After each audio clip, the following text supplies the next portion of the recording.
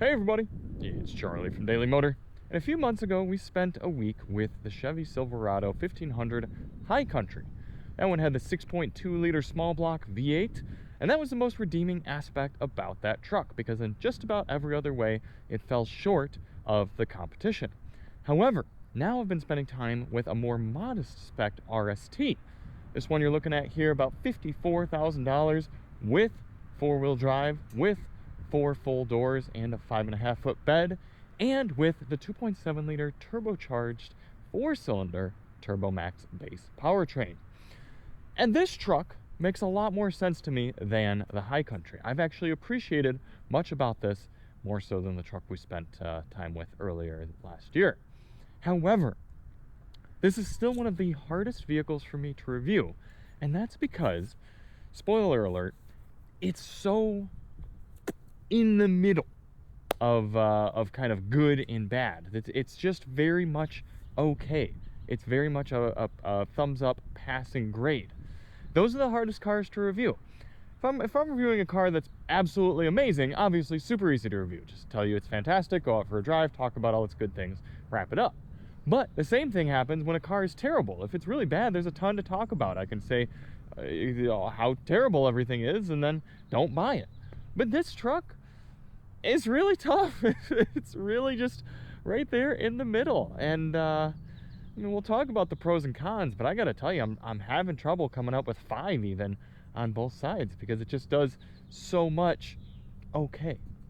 So before we get in though, let's talk about the video sponsor, LasFit. Not hard to talk about them at all because they make some outstanding floor mats for your truck, car, or SUV. You can see we've got full sets here. In the Silverado, we have the seats that flip up, so if you're using this as sort of a cargo hauler type of setup, or if you're just getting a lot of dirty shoes or boots in here, you're going to appreciate these mats that go way up under the seats. They go way back under the other seats. You can pull them out easily to wash them off. They cover the door sill okay in this truck. I'll be fully honest, it's not like some vehicles where it goes closer to the edge, but it does fit in there nicely. And we've got them in the front as well, and since this is the glorious 6-seater setup here for the Silverado, you can see that it goes nicely up over the hump, so if you're sitting there, you still got the place to cover shoes. I just learned something here. There's a separate compartment here. Man, Chevy is the king of doing sneaky compartments in their vehicles. I didn't even know this was here until right now, so that's pretty cool. But either way, check the link below to get yourself a set of LasFit liners for your Silverado or any other vehicle. Essentially, they make just about everything. Use the code DailyMotor for 18% off. Big shout out to LasFit. So, looking around this truck, like I said, about $54,000, and you still get a decent amount of truck sort of features. You get the classic Chevy side step up into the bed. I've always appreciated that for getting in, loading it. You get a soft close tailgate, button release. You can do that from the key, you can do that from that button or from the cab. You get a little wall style outlet here. It looks like it's maxing out at 400 watts, so you can power a decent amount of things from right there, just running off the engine. Pretty straightforward bed liner. Looks decently nice, some LED lights in there as well.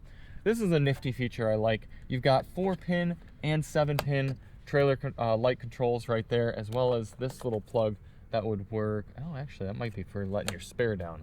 I think in some of the other trucks it works as a camera. Of course, you got your tow hitch receiver. Some decent tires on here as well. What are we running? Goodyear Wrangler Trail Runner all-terrains. Look like a decently aggressive all-terrain, kind of on-road all-terrain tire there. Although this tread has seen better days. I don't know if people have been doing burnouts with this truck or if it's just coming very shaved down from the factory. That certainly happens. And then coming into the back seat, again, you saw the seats flipped up, tons of space there. Flip them back down. You got a nice place to spend time. You've got air vents that are remarkably low, but that's because we got the 6-seater set up here. I'm not too surprised that we don't have them in the B pillars or anything like that.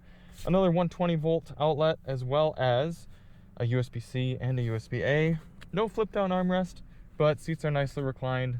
I have no problem spending a whole bunch of time back here. And then up into the front, I'm decently happy with it being $54,000, the interior trimmings. And you're seeing nice wood grain in there, nice kind of, it's probably fake leather, but leather-esque looking wrappings all around. I like the cloth seats too. It's a nice cloth. I have no problem spending time in here. And then again, you got that 6th seat, which I really like. If you have something like 2 kids, then they can bring 2 friends as long as they're old enough to sit up here. You can have your spouse sit right next to you if you want. Yeah, nice place to be. So let's just use this opportunity to get right into my pros. And the first one is the general interior layout. Something that I wasn't super impressed with necessarily with the High Country, taking up a whole bunch of extra space here with the shifter in the center and the lackluster cup holders. But here in this more basic RST model, we've got a column shifter, which frees up this whole area in order to have this seat. You've got that little compartment that we found there earlier. And then right here, I will admit I'd go for some larger cup holders, but other than that, you have a lot of places to put things. I really don't know what the purpose of this one is. I guess they're just like, yeah. They easily could have extended this cup holder, made it larger, and gotten rid of that little thing. So, other than that, nice place here. Very soft places for your elbows on both sides. Good adjustability for the steering wheel. And then look at all these physical controls. All physical controls for your heated seats, your climate control, volume control knob, home button, trailer brake controller integrated, 2 USB ports right up in here. Nice little cargo spot right in there. Unfortunately, hard plastic underneath, but you could put some rubber in there if you needed to. Yeah, overall, very nicely laid out cabin. However, no sunglasses holder. That's a bit of a bummer. Next pro, let's start the truck up here. It's kind of funny because I put infotainment as a con for the High Country that we reviewed. But then I wanted to put it as a pro here for this one. And part of it is because with the High Country, for some reason, I kept having phone disconnect issues with Android Auto. But as you can see right there, my phone has been connecting perfectly with Android Auto with this system. So I don't know if something's changed with either my phone or the system or what. I do still agree that the system is laggier than it should be. If they put a higher powered processor in here, made the system better optimized, it would be quicker and generally more enjoyable to use. But I think at a truck at $54,000, I'm less sensitive to the little bit of lag and the lack of fluidness, and I'm more appreciating the Google Maps built in, all of the different apps. I'm appreciating the way it's built nicely into the dash with this horizontal screen layout. So there's definitely pros and cons there. But I think at this price point, compared to what Ford and Ram offer, and Toyota, I appreciate this infotainment system. Next pro, and this is both a pro and a con, but in the pro category, this Chevy Silverado feels more truck-like than, I'd say, just about all the competition.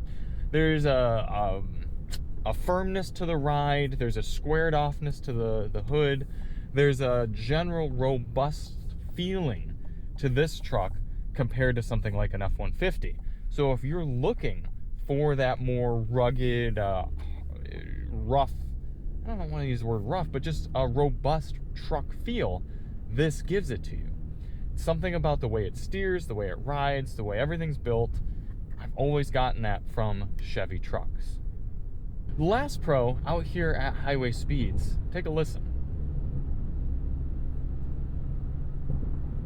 This truck is remarkably quiet inside, and for being a little bit more of a, that's not a base trim, but kind of mid-level value trim here, I was pretty impressed with driving around. Doesn't matter if it's concrete highway, smoother highway like this, it's a quiet truck inside. I've been happy with that.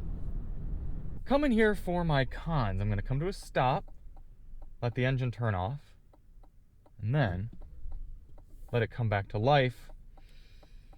It's not only this 2.7 liter turbo engine, but all of the engine options here in the Chevy Silverado in 2026. Because on paper, the 2.7, the 5.3, and the 6.2 are all perfectly fine and good motors. But then you see that they've got a huge recall on the 6.2 liters and they're having a ton of issues.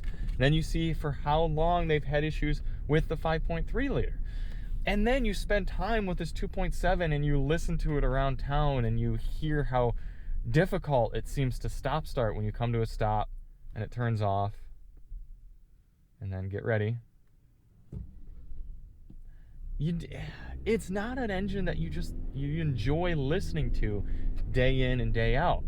The power is actually fine. I mean, you do have to get onto it every now and again to get the turbo to spool up, to get yourself away. And I'm sure if you were towing or if you had a lot of stuff behind you, then you'd certainly feel it more. But base engines and trucks aren't supposed to be powerhouses. They're just supposed to be basic transportation, if you will. But compared to the 3.5 in the Ram, and then especially compared to the 2.7 EcoBoost in the Ford, I'm just not a fan of this engine. It's fine. It gets the job done. I'm sure it's going to be decently reliable. But if you're just looking for entry-level powertrains, the other trucks do it better. And then again, I love the 5.3 and especially the 6.2, but I'd question buying them with their reliability. How has Chevy not figured out how to just make the 6.2 liter dead reliable at this point? The next con is that truckiness. Sure, if you want a truck that's a little more cumbersome to drive and it feels more large and in charge, you're going to appreciate the Chevy. But if you're looking for a truck for its practicality and its usability and functionality, but you don't want a vehicle that feels so cumbersome and sort of tiring to drive around day to day, you're going to appreciate the Ram or the Ford more. The way it rides, the way it steers, the way it feels and functions. They feel just that much more soft and almost borderline car-like compared to the Chevy. So if that's something that you appreciate, as I typically do, that's more of a con here for the Chevy. The last con, like I said, I could not come up with 5 cons for this truck without just being absolutely silly and pedantic. But the last one is the Sierra exists. And to me, I like the styling on the Sierra better. The pricing is going to be comparable. The packaging, everything's going to be comparable. And to me personally, I'd just rather be driving around a GMC than a Chevy. That's just me. Some people might feel differently, but on one hand, I guess it's kind of cool that they both exist. But on the other hand, I think the Sierra looks quite a bit better. I should have also pointed out the fuel economy for this 2.7 liter really isn't that impressive. We got 22 cruising at steady state 70 miles per hour highway speed. It's tough to say around town because I do so much idling and filming and everything, but it's not really that much better than the V8 options. Part of my problem with the 2.7, just driving it right here, take a listen. You're always hearing it, whether it's turbo noise or kind of engine revving, something. It's never not there. And since none of the noises it make are any good, it just kind of wears on you after time driving it around. So, wrapping up my thoughts on, again, one of the toughest vehicles to review in a long time for me, because it's fine. I've actually kind of liked driving it around, but I haven't loved it. It's just been here. Would I rather have a V8? Absolutely. Would I rather have the EcoBoost V6s? Yes. But other than that, it's been a functional truck. It's been a problem-free truck. It's just simply here, and then soon it's going to be gone, and I'm going to move along just fine. So it's tough for me to tell you, yes, run out and buy this truck over any of the other options, but it's also tough for me to tell you, don't buy this truck. I really think it's fine. Oh, and of course, this one guy here is walking right in the middle of where I was going to park. So let's just stop right here and put the Silverado RST on the Daily Motor Leaderboard. But man, do I love having a column shifter. Now, the F-150 was Daily Motor Car of the Year last year, so that was top of the DM Leaderboard. Current leaders for 26, Kia K4, Toyota Sienna, Hyundai Ioniq 9. This is going to go perfectly right here into 7th place, below the Subaru Outback and above the BMW X3. And that's because this is the line between generally good cars and generally bad cars. The Chevy Silverado 1500 is smack dab in the middle. It is 100% perfectly fine. So thank you all so much for watching. If you do want to see more on the Silverado, check the link below. We've got that high country review. We've got the fuel economy test on this one, as well as the 6-speaker sound system test. Big shout out to LazFit for sponsoring the video. Check the link below to get some liners for your truck, car, or SUV.